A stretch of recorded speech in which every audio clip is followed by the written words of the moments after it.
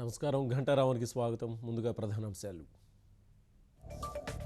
సంప్రదింపుల్లో చాలా మంది వైకాపా ఎమ్మెల్యేలు శాసనసభాపక్ష నేత మార్చే యోచనలో ఉన్నారని సీఎం రమేష్ జోస్యం.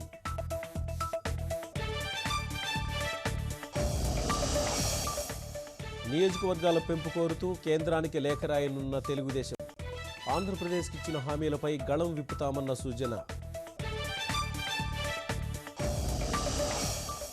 తెలుగుదేశంలో చేరిన వైకాపా ఎమ్మెల్యే డేవిడ్ రాజు అభివృద్ధి చూసే తీర్థం పుచ్చుకున్నారని వ్యాఖ్య.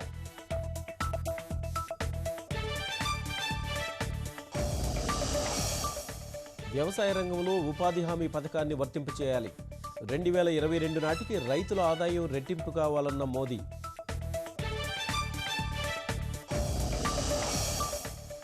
భారత్ లక్ష్యంగా ట్రంప్ మరోసారి వివాదాస్పద వ్యాఖ్యలు. అమెరికన్ల ఉద్యోగాలు లాక్కుంటున్నారంటూ ఆరోపణలు.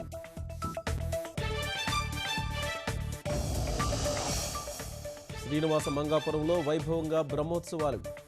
చిన్నశేష వాహనంపై శ్రీవారి విహారం.